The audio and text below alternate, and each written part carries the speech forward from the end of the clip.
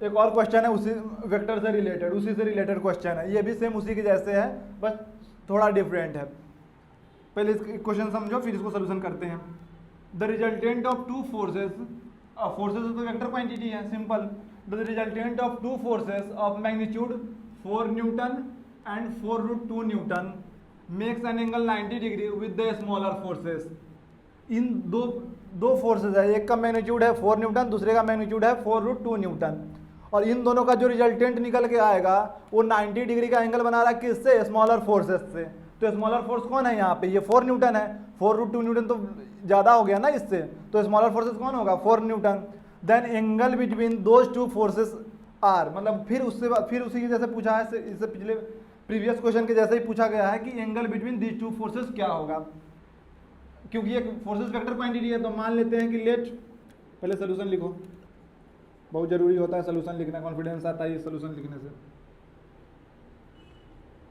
F1 equal to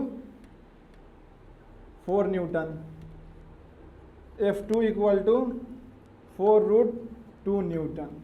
तो यहाँ से हम लिख सकते हैं कि F1 लेस देन F2, ठीक। तो इन दोनों का जो रिजल्टेंट होगा वो एंगल कितना बना रहा है? लेट R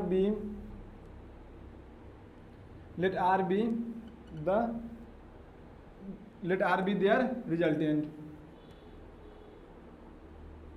तो आओ, एक फोर्सेस है, इसको F1 कह रहे हैं, कितना है?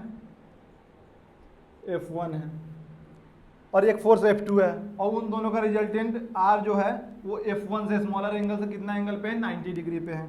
तो ये उसका रिजल्टेंट हो गया, 90 डिग्री बना रहा है, और ये इसका क्या हो गया? रिजल्टेंट हो गया, ठीक। तो F2 कैसे होगा? तो फिर से by the triangle law of vector addition. Triangle law of vector addition पता है ना सबको? क्या कहता है कि यदि ट्रायंगल का दो साइड दो वेक्टर को डिनोट कर रहा है, taken in same order, then उस ट्रायंगल का थर्ड साइड रिजल्टेंट को शो करता है टेकन इन अपोजिट ऑर्डर। मतलब कि if two sides of a triangle denotes two vector, then its third side denote their resultant taken in opposite order. तो यहाँ से F1 है, ये रिजल्टेंट है, तो जाहिर सी बात है ट्रायंगल लॉ के हिसाब से F2 कैसा होना चाहिए? इसी के सेम ऑर्डर में, मतलब इधर से एकदम ये ऐसे, थोड़ा गड़बड़ बन गया, रुक जाओ।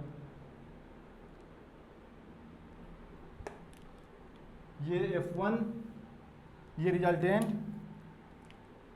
तो ये होगा इसका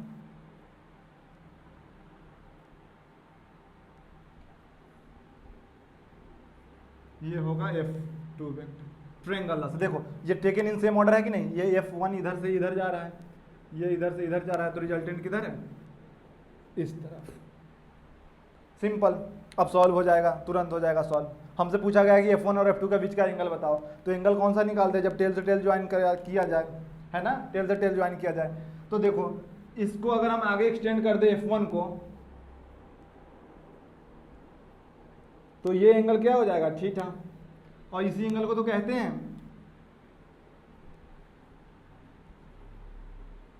angle between F1 and F2। तो ये थीटा कैसे निकालेंगे? अगर ये एंगल हम निकाल लें, इसको अल्फा कह लो, अगर ये एंगल हम निकाल लें, या अल्फा ना लिख के वो लिख लो, फाई लिख लो। अगर हम फाई एंगल निकाल लें तो 180 माइनस फाई करके थीटा निकाल सकते हैं। थीटा इक्वल टू कितना, समझ में आ रहा है ना? थीटा कितना हो सकता है?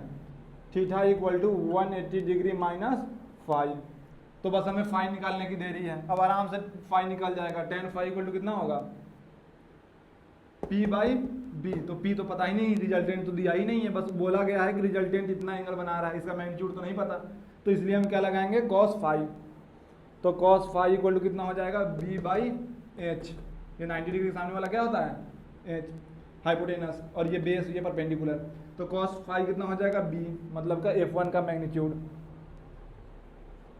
अपॉन ये F2 का मैग्नीट्यूड।